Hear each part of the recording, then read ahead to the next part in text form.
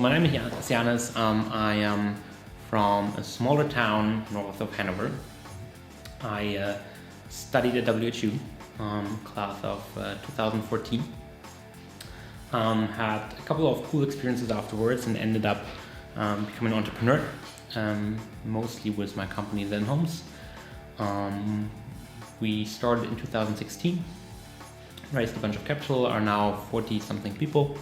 And basically what we want to do is we want to create a digital ecosystem that kind of connects all stakeholders in the real estate industry, right? Starting with the landlord, because that's the ultimate decision maker, but eventually having them interact with all other stakeholders, and may those be tenants, banks, insurance companies, because we believe that people will still live in homes for the next 50 to 100 years, as long as they're bound to physical bodies.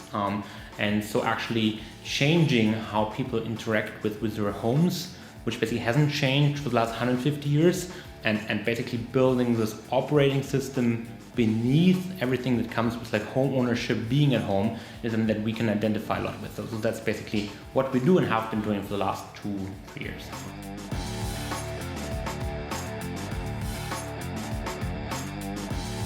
This episode is brought to you by WHU, the Otto Beisheim School of Management. WHU is reshaping the way students learn about business, management, finance, and entrepreneurship through its innovative programs and partnerships in Germany and across the globe. To learn more about this globally ranked university, visit whu.edu today.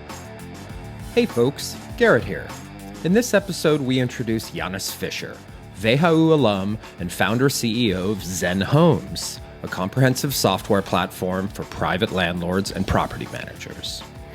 We're talking about Jannes' amazing journey from WHU to small business owner, rocket internet director to solo entrepreneur, as well as his deep commitments to problem solving and self-directed learning that help pave his path to success. So for you listeners out there who are interested in a young founder's unique road to high-growth entrepreneurship, you'll love this episode. Coming to you from WHU on the banks of the Rhine River in beautiful Vallendar, Germany.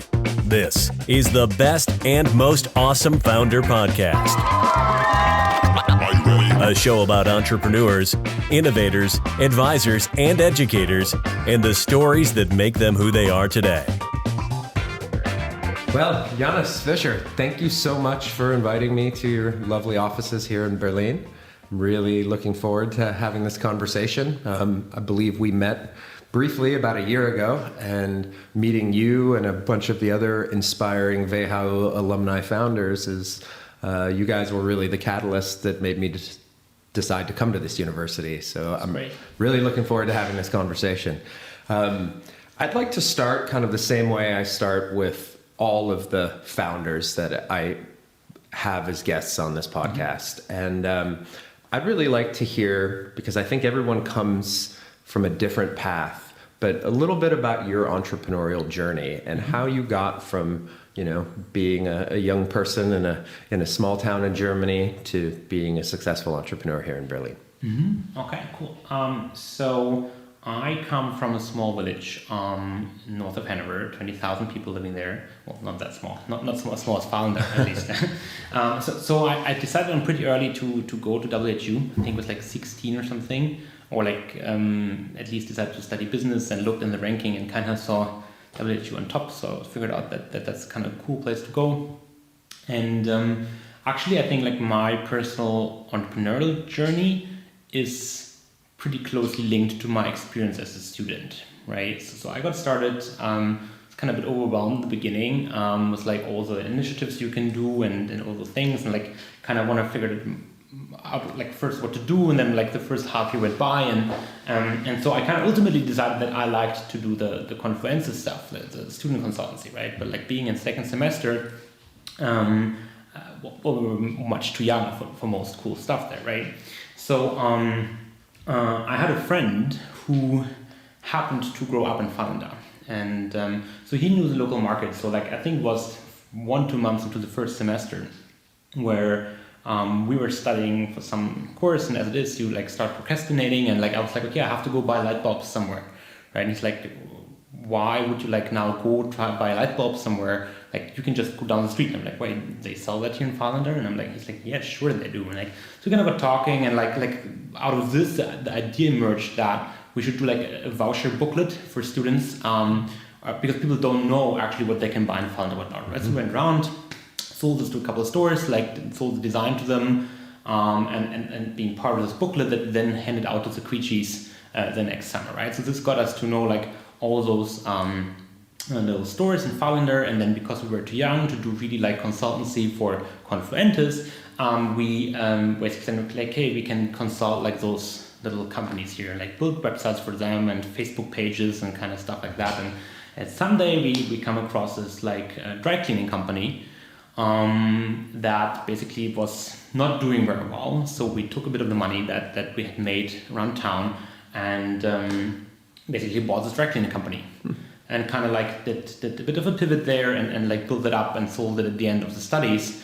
But this was kind of impactful for me. I did other stuff. I rented out parking lots to students and all kinds of things. So I guess I always had a bit of this like entrepreneurial thing. I don't know what you want to call that in me, but ultimately the dry cleaning thing was important because a couple of years later, Rocket Internet started ZipJet, this online dry cleaning company. And I know there is this like favorite commencement speech of Steve Jobs who says like you can only connect the dots looking backwards, right? And this is kind of like a very good example of that. Like I wouldn't have done a dry cleaning company, I probably wouldn't have started working for Rocket later on, who then launched ZipJet, an online dry cleaning company in Germany. So this was kind of the ultimate pathway for me into the entrepreneurial domain. Worked for Rocket for a while, had other experiences at other companies, and ultimately then started my own company. Yeah, that's pretty much it. Wow. So you were kind of hustling from the beginning. Was there something that was a catalyst that made you decide, I want to be an entrepreneur? Because I think there's many people go through WHU and are thinking, I'm going to go into management consulting, or maybe I will go work for a large company. You were looking even at the local level already for unique opportunities and solving pain points that even students have. Is that something that was in your DNA, or your parents entrepreneurs? What kind of got you down that road in the first place? Well, I think it's a mixture of things. My dad is an entrepreneur in a way. He's a doctor, so he's independent in that sense. But I think for me, what I like about entrepreneurship is like the way it treats the world. You know, like I think if I wouldn't have studied business, I probably would have studied physics. And like also like, you know, like we do this personality test here. Like so when we have new employees, we do this personality test. And like I'm like an INTJ personality, right? So like it's called the architect. So like you know that kind of type, right? Yeah. So I like to like break the world down in rules. Mm-hmm. And then what I find most interesting is that you can take these like rules that you find to be true in the real world to kind of engineer and shape it, right? And I think like looking backwards, this is something that I probably always had, right? So like what I found interesting is like, okay, well, there's a dry cleaning company, all those students are wearing shirts and they're never properly ironed because no one knows how to iron. Well, if I have a dry cleaning company, I can just tell the students to go there, right? Similar with parking lots, you know, like everyone needs to have like cars in Fallander for whatever reason. And I mean, I had as well because like you drive home, right? And there's not enough parking lots. So if you rent a big parking lot and then separate it and rent it out again, that's a good business to be in. Yeah. So I just found like seeing opportunity, understanding how it works and just doing it.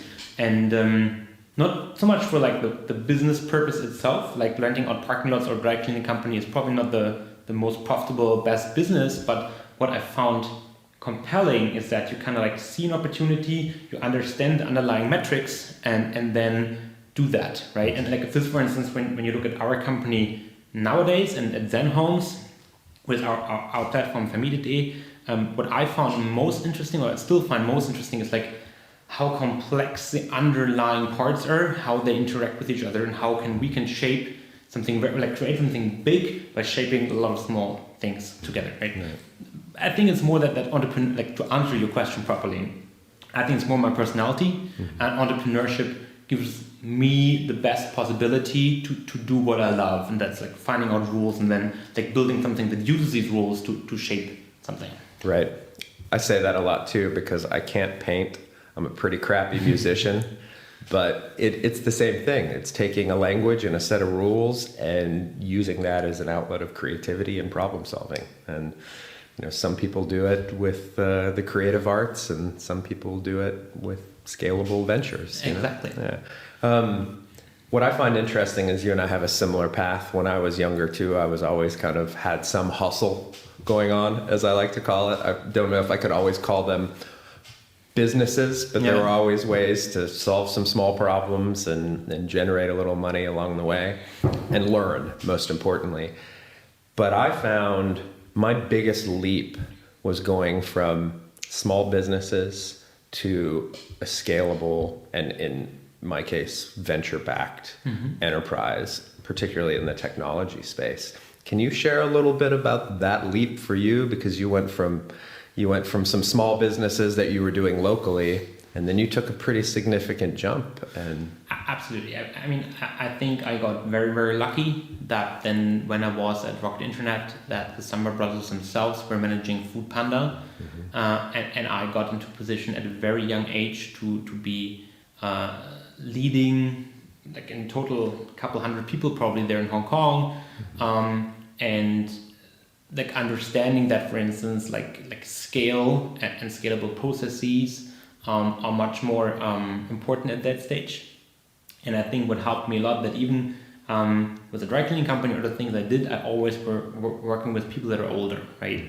And I think that is very helpful, because you get to the point, and something I had to learn, that you need to get a bit humble at sometimes, and you can only lead by like having the right solution or appreciating that someone else has it, right? So you cannot like leading by hierarchy as a young person probably is a very stupid thing to do. I learned that there, and I think that still helps me today, right? And that's universally applicable. Like if you have a small company, if you have a big company, if you have a venture-backed company, like I like to think of it that some things are true and other things are not true, and it doesn't really depend who founded and who says it. And as a good founder, you kind of like appreciate that. Yeah, and then in venture-backed environment, it's the same thing. It's just like a different set of rules you need to optimize for, because it's probably growth over profitability and it's market share or unit economics or whatever, right? Like it's like after Rocket, I had the luck to work for the guys of Cherry Ventures for a couple of months. So also like having the venture eye on things. Before Rocket, I was with a PE fund, so like always having this investor side of view and having the entrepreneur side of view, but then again it's like different like views on always the same thing, and ultimately it depends what you kind of do with the people and the resources you've got, right? But coming back to what we first said, and then it's just another set of rules that need to be worked on, and you kind of need to appreciate that it's different sets. But yeah, I think there's a great lesson in here. Do you feel like the mechanics of building a small business, like a dry cleaning business, are translatable into building something for scale? In parts. I think as an entrepreneur, and like you kind of mentioned this earlier, you kind of like do 1,000 things, right? And you kind of have to be a generalist. And so if you do a small company, chances are very high that you do a lot of different things, which also makes you appreciate more later on if other people do those things for you, right? And I think that's something when you come from a corporate environment and you maybe didn't have to do certain things because there was always a secretary or someone like that, right? Or someone always did the marketing, and you don't know what like how it works at all. That always puts in a position where you need to kind of like trust others. And I think then again, coming from a small business where you kind of did everything yourself, the biggest challenge is to kind of let go at some point and appreciate that with probably most things, there's other people that are much more knowledgeable, that do it much better than you do, and your kind of only job is to get all of them at one table and like collaborate, right? I think that's the challenge, but like having done everything yourself and appreciating that and like understanding that a small business kind of has to make money and not scale, or can scale if it does make money, it's all valuable lessons. Do you need it? Not sure. Can it help? Definitely. For sure.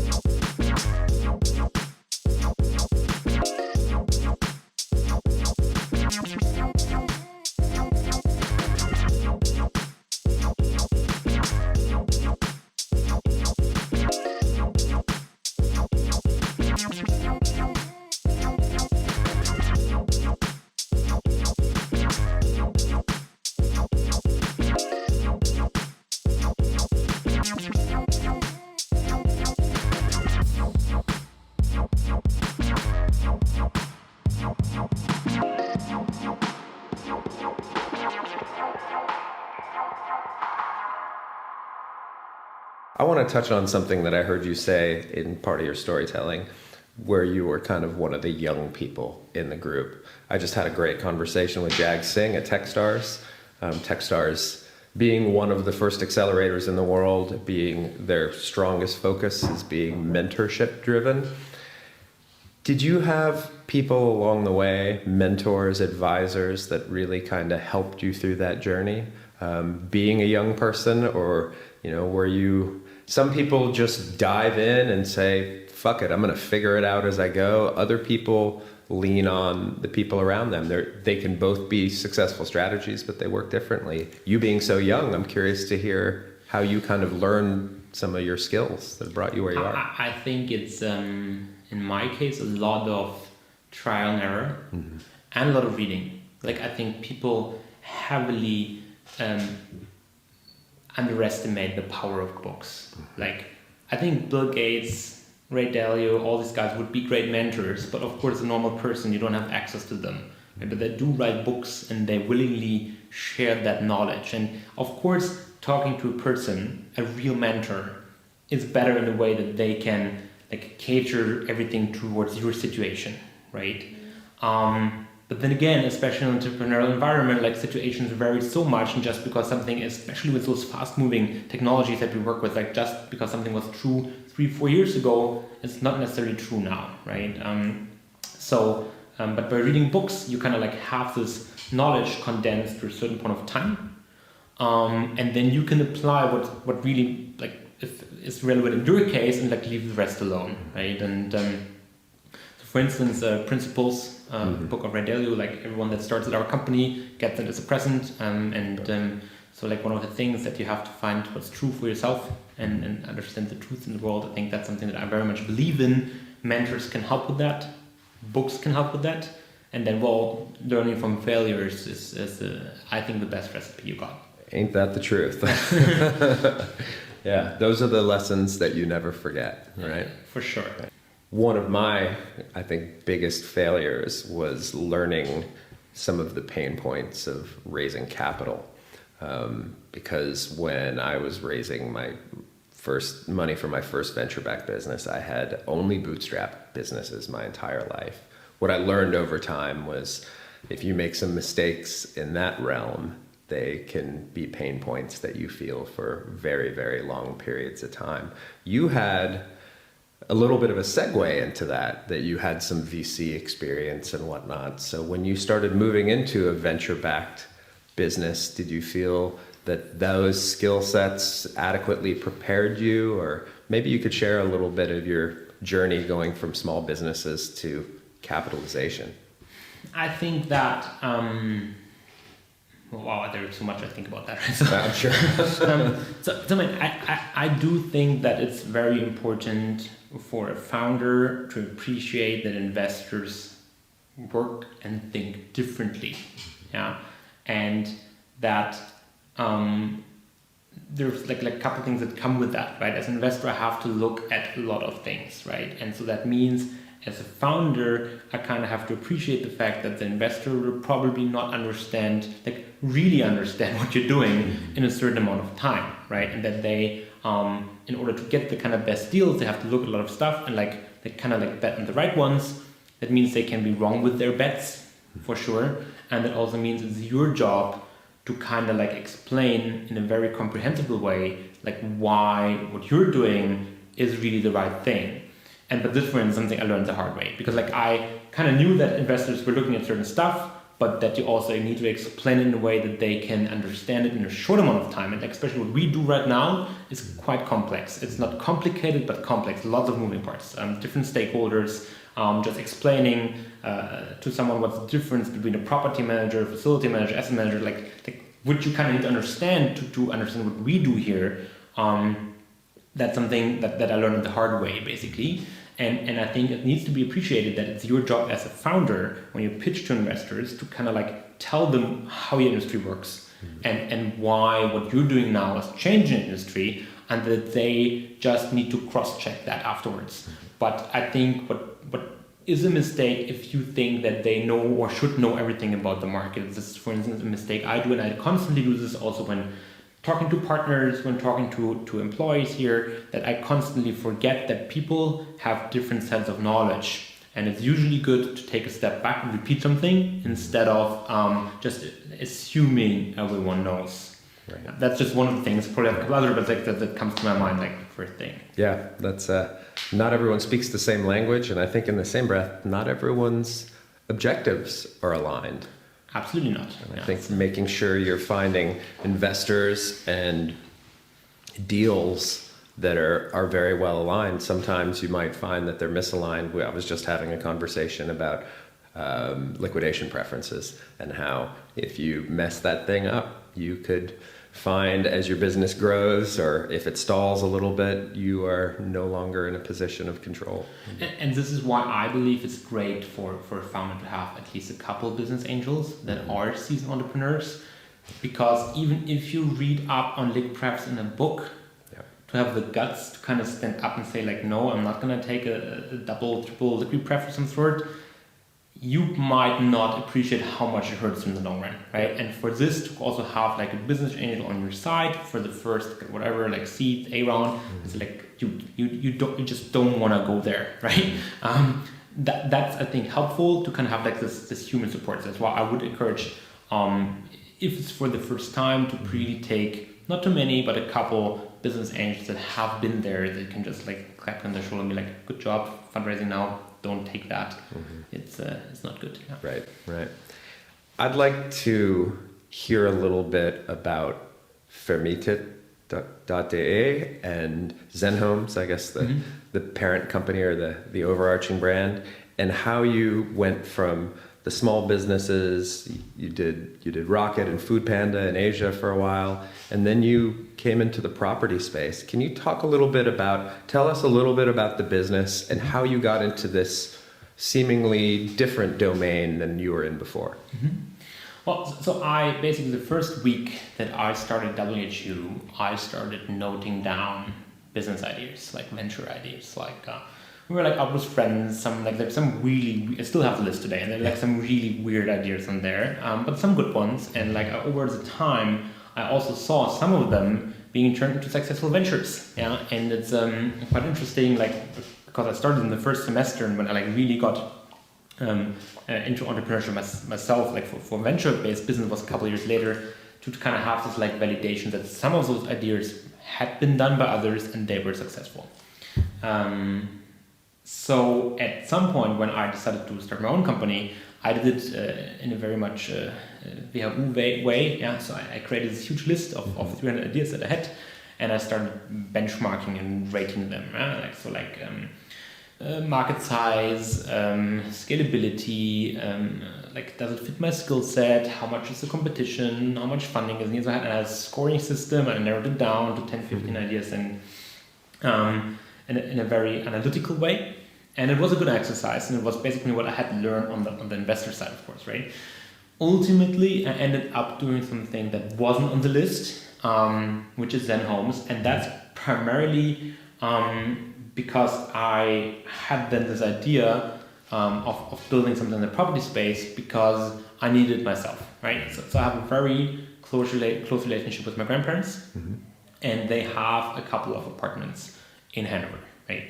And so, well, after you kind of move out, you kind of want to give something back. Still, you cannot really mow the lawn, so what you do, you kind of look after those properties, right? And how do you do that? You get those like 5 paper folders, like the lights folders, and then an Excel file, and you kind of like do it that way, right? And then it happened, so the apartments are in Hanover, Fallenda, I was in Hong Kong, I was in Berlin, Munich, like never there, and always like trying to remotely manage these apartments, and that's got me thinking. So at some point when I was in 2016, when I was working on this huge list of ideas, I had to do the utility cost calculations for those apartments. So opening the Excel file, doing that, and like so you have those 2 Excel files, open the idea list and the utility cost calculation, and like being pissed that I have to do the calculations now instead of working on my ideas. I'm like, wait a minute. Maybe there's something to it. Yeah, and then I got into the idea and like understanding the market better, and then ultimately what kicked it off is when I found out that the amount of people that own private apartments, like private landlords that own apartments that rent it out, it's like a lot. It's like 4 million people that own, I think, 12 to 14 million apartments, depending who you ask. So like the majority of rented out apartments in Germany is owned by private landlords, right? And it's like, well, if my grandparents have me manage those and I will take them over at some point, then this probably applies to all of my friends and all people in their 20s. And that means if people use number 26 and Clark, then they will use our solution for their properties. Mm-hmm. And by that way, you can basically aggregate like all apartment owners like in this space onto one platform and become the biggest landlord in the world. Mm-hmm. Because a management system is something you always use and you always have the data and you always understand what's going on. And this is kind of what I'm like, wow, that could be huge if you connect it with and like use the full potential of that and it solves something that I understand. so that's a good start. So that's basically what I got started. And then I hired a designer to do the first mock-up. Mm-hmm. And then I hired two interns. And we built the first MVP and tested that and went very much hypothesis based. We said like, okay, like does it scale to online marketing? So we just built the first funnels, tested that, then had the CACs and the conversions that worked. Then we built the first platform, saw if people interacted also with the platform and had a retention and came back to it. Mm-hmm. And also worked. And then we said, okay, like this is a good thing, raised some capital, and then basically build the company out of that. Wow. I love that story because there's a lesson in there that I try to tell young founders all the time, which is people tend to be so focused on ideas. And I've got a list that's 10 years old that's been added to and scratched off more times than I can imagine at this point. Because you get these ideas and you want to explore them and analyze them and whatnot. But in the end, the business that you push forward wasn't one that was necessarily an idea, but it was one that was a problem. Yeah. And, starting with the problem provides so much value when you start looking at ideas because it opens it up wider for more solutions and more opportunities to come in there, which brings me to, I think, a really important point in a conversation I recently had. We as entrepreneurs spend a lot of time talking about product market fit. Mm-hmm. It is a core tenet of what we do. And I think what's often missed is the idea of founder market fit. Mm-hmm. Are you the right person to actually build this business? It could be a damn good idea, but if you're not the right guy, A, someone doesn't want to invest in you. B, you're going to have more opportunities for failure. Did you find that you felt that problem firsthand? Did that better prepare you to build the business since you had already been kind of helping your grandparents? It certainly helped me in getting the first version right, mm-hmm. because I was a customer myself. Mm-hmm. And it helps me to this day when it comes to product decisions that I'm still part of, that I'm still a customer. But also it is a huge disadvantage at some point because, as I mentioned earlier, you kind of have to let go, right? And an organization naturally has a tendency to do what the founder says, and it might not necessarily be the right thing. And if you are, and like we see this with our customers, and like I'm a customer, right? So I might have certain issues that I would like to get solved by this product, mm-hmm. right? But that is not necessarily what all our customers need and what the best decision really is, right? So I think a very important thing for us, like 1 year into the game, was like really also separating what we do by asking our customers instead of asking me. Yeah. But I think it gives you a great head start because, like, of course, I also interviewed other landlords in the beginning. Yeah. But as it always, the problem is like qualitative research, you can only talk to so many people. It's like maybe 5-10 people, and it's always a bit biased. It might have been the wrong 5 to 10 people, yeah. And you don't have enough customers to do quantitative research, mm-hmm. right? So to be a customer yourself is great because you can talk to yourself 24 hours, and like you can like again and talk about all those nitty gritty details of the first versions of the product, which you just don't have access to customer-wise. Yeah, right. I don't know if you saw my eyes light up right there, but you said something that just exploded in my brain a little bit, which is, if you do the pitfalls of being your own customer, is, you have your ideas of what the pain points are, but in the end, you're just an N of one sample, right? And a business isn't trying to solve an N of one, it's trying to maximize utility. So if I understand correctly, you kind of had to address that through your management style and make sure that you were making sure the organization ran in such a way that it wasn't trying to solve your problem, but it was trying to... And I had to learn that. Yeah, and we have a great CPO in Georg, and he constantly told me, well, that's maybe your opinion, but we have thousands of customers and they might think differently. Yeah, and I think what's a great thing that's being taught at WHU that you also learn maybe in like management, consulting, banking, and at Rocket, it's like numbers-driven decision making, and ultimately product and product roadmap should not be based on someone's personal opinion, but numbers-based and research-based. And I think like we have user researchers working here, and it's like tremendously important to ask and constantly ask people what they think. And it's just in the first maybe half year or even year that when you don't have the financial means to employ user researcher, where you don't have that many customers, that it's great that your own opinion is helping you and steer the product. Well, that's an interesting point, which is when you're, and we talked about this offline a little bit, that when you're in those early stages as a founder, you're wearing so many hats. You're jumping from capitalization to product to building a team to engaging the market to finance and back and forth again. Did you find that there was a point where you decided you needed to let go of certain operations, or did that kind of come naturally as you started to scale? Is it deliberate or more accidental?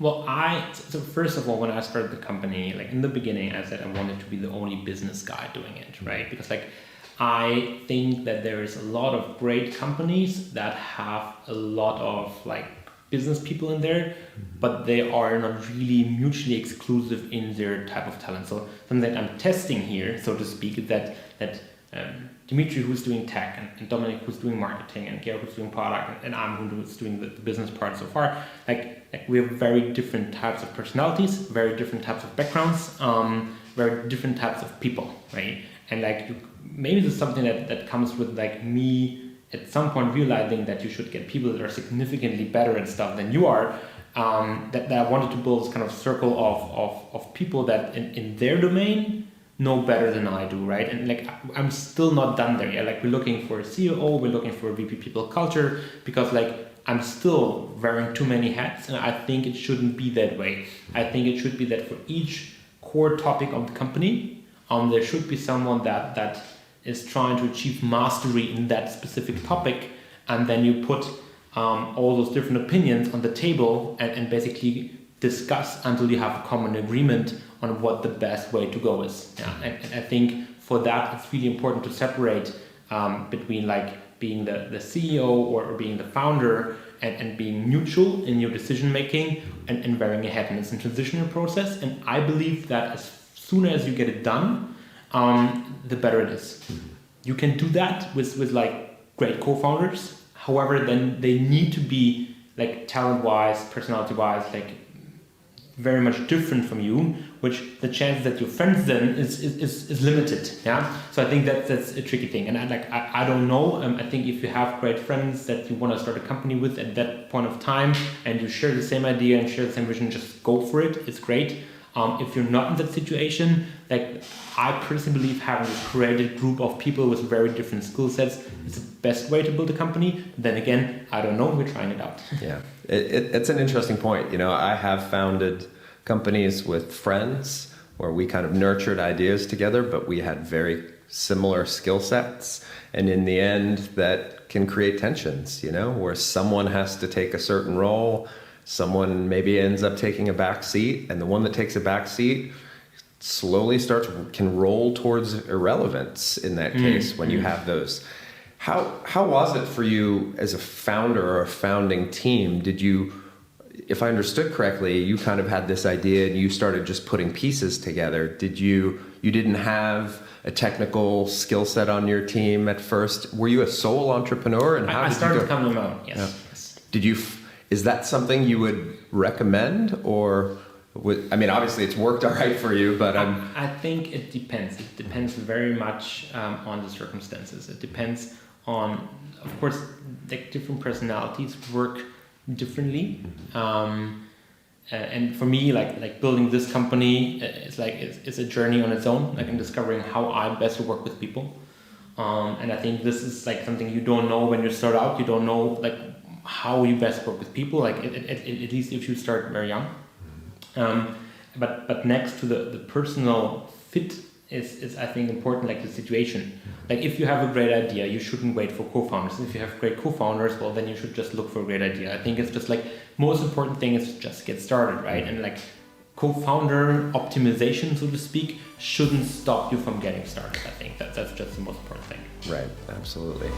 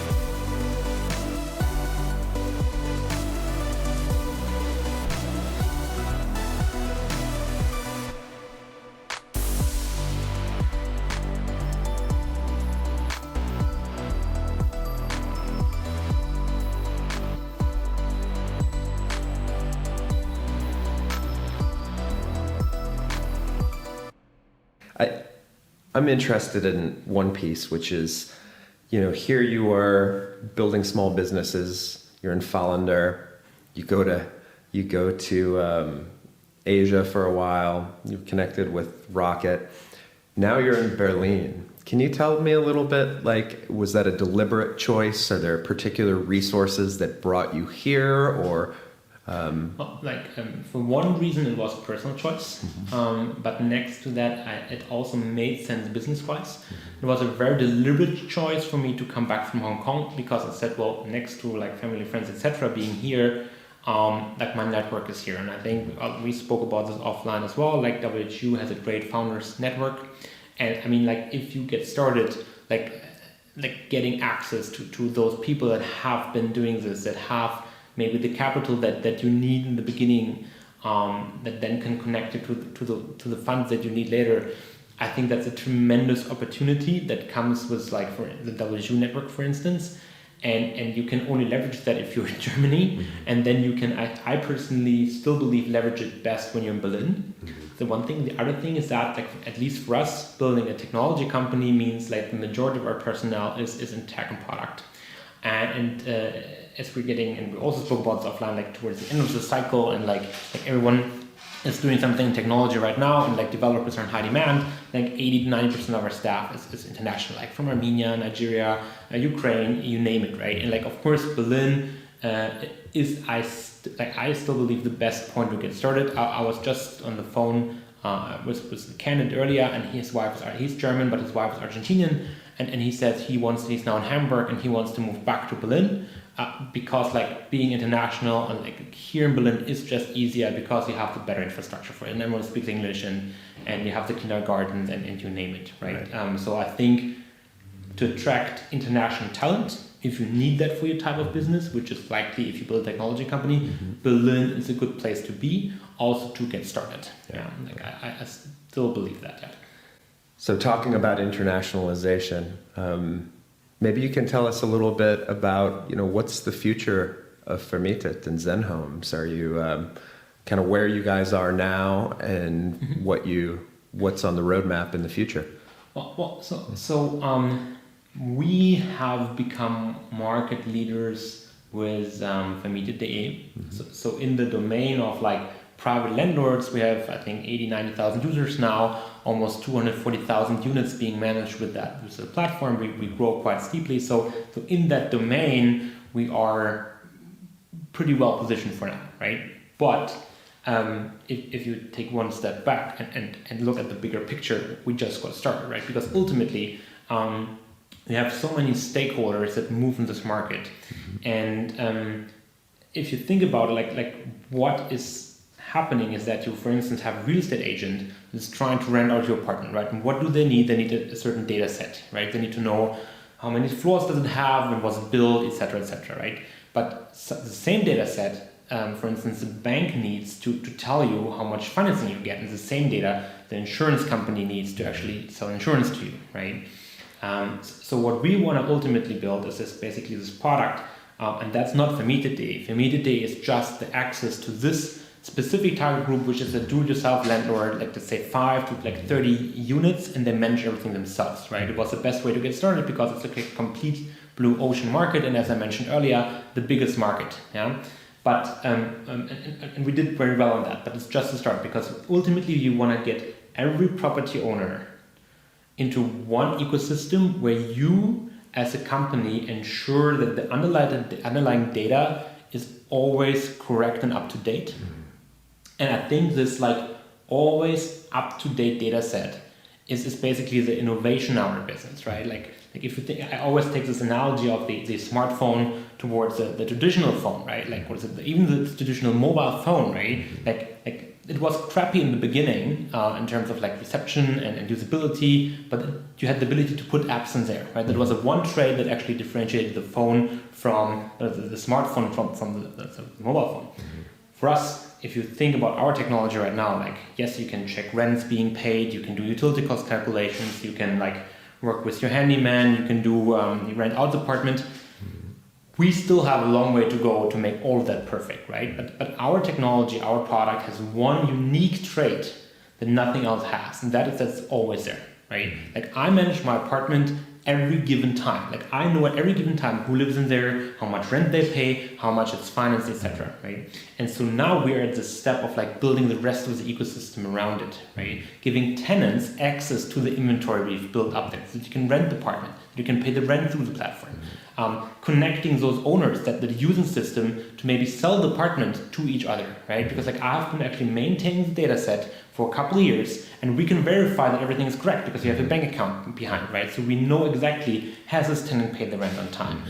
And did you repair something or not, right? So if I want to buy the apartment, I have a verified data set, and it makes sense to access through that ecosystem. And so that's why we believe what we built here can change the world in terms of like how people live and work there, because it hasn't been there. Like there's lots of pieces, and it will be in Scout and real estate agent companies, but they always take a data set, use it once, and then it's not up to date anymore. Right. And I think this is an innovation that we came up with, and now that we have built the first pillar with the landlord inventory, it's time to build the network around it, and that's where we're going in the next couple of years. You know, I love that approach, and I think it's something I tell founders all the time. Is it's the classic adage of do one thing well, and the other opportunities will start coming in. The dots that you can connect that maybe you couldn't even see in day one could be the most valuable. As Peter Thiel says, find a niche and expand from there, and I very much believe in that. Indeed. I know we're a little pressed for time. I want to ask you one more question just because of our audience, and I think you're such a great and classic founder story from WHU. Do you have any maybe insights or recommendations, imagining some WHU students are thinking about founding a business one day? Do you have any words of wisdom that you'd like to share? Oh, wow. maybe just pick one or two then, you know, I'm sure there's lots. To be honest, I think what I could recommend, like some of the things that I did right, but I think I would rather like to recommend that I did not right, which is, like for instance, I did not read up enough on certain things. Yeah, maybe it wasn't because I wasn't interested enough or so, but there is like a couple books, Y Combinator videos. There's just some stuff that can help you avoid mistakes. I think probably the people listening to this podcast are already in that kind of, so maybe not the best piece of advice, but reading like Peter Thiel 0 to 1, reading the hard things about hard things, reading Start with Why. Like those, there's a couple books that of people that really have been there and that really did that. And Bill Gates to this day is like I just watched the documentary, by the way, watch the documentary, it's great, right? And so he still reads, I don't know how many books a day, right? So like we are now in terms of internet and mobile technology towards the end of quite a long cycle. So it is much more difficult to start a great company than it was maybe 5-10 years ago, right? But it also comes with a plus because there has been people around. The amount of experience gained in this kind of cycle is much bigger than it was 5 to 10 years ago. So I think in order to be successful, one needs to leverage that, right? And just like read up and basically get experience and benefit from what others have been doing already. And I think that's a great way to get started, especially when still at studying and you maybe cannot do so much yet because you need at least a bachelor's to kind of move on. Right. Man, there's so many other questions I could ask you. I know, but kind of wrap things up. There's a couple questions, give a little insight into Jannes, the person, not just the entrepreneur. I ask everyone, most people hate it, but you're going to get it too. The first one, and you've already shared some of your favorites. You've actually listed probably half of my top shelf of my bookshelf. So we're reading a lot of the same books, but what are you reading right now? What's on your bedside table? Right now I'm reading Wild Ride. It's a book about Uber, and it's quite interesting because it was written in mid-2017. And I think reading it now is actually much more interesting because in hindsight, how things might have looked in 2017 look very much different right now. So I think that also needs to be appreciated, like who wrote the book and when. And it's a lot about also Travis Kalanick, and I think like a lot of things that happened to him now happened again with Adam Newman and WeWork, and it like also tells us, I think, maybe a cautionary tale about like how founders should be and could be. I don't know. That's why I'm reading it, and so that's what I'm reading right now. That's an interesting business in terms of regulatory environments too, which I'm sure there's some lessons learned for you as well in that space. So that's cool. The other one is we're in Berlin, one of the music capitals of Europe. What's on your playlist? I'm like one of those people that have like playlists for every kind of like setting, right? So like I listen like to a lot of techno. I listen to classical music. I like really depends like what I'm doing. Like, is it for work? Is it on my way to work? Is it partying? Like, so like I'm not really like that kind of like concert kind of guy. Like I love that musician. Like for me it's like being in the right mood, right? And so it's like I have like playlists and then I pick that on top of that. Yeah. I've recently taken back to classical music to get work done, setting the brain in the space that you needed in which to operate. But for me, mostly it has to be about extremes, right? So like I have a Spotify playlist called War Mode, like a couple of WSU guys also like listening to that. Like I put like some techno stuff on that, and then I have my classical music list, and like it's kind of like a bit monotonous, to kind of like do something else. Like I don't listen to music for music's sake. Like it's always some like background kind of thing. Yeah, cool, awesome, man. Jannes, I could have this conversation forever. I think there's a lot more to unpack. Maybe we'll get a chance to do it again. But I just want to thank you for inviting me to your lovely office and taking time out of your busy day to meet with us. So thank you very much. Cool, thank you. Cheers. Awesome. Well, folks, that was Jannes Fischer, founder and CEO of Zenhomes. If you're interested in learning more about Jannes' work, check out his company's website at zenhomes.com. That's ZENHOMES.com. Coming soon in episode 13, we'll speak with another WHU alum, Martin Heibel. His story of growing multiple successful ventures, including his current company, Ciara, is an awesome one. Bis nächstes Mal.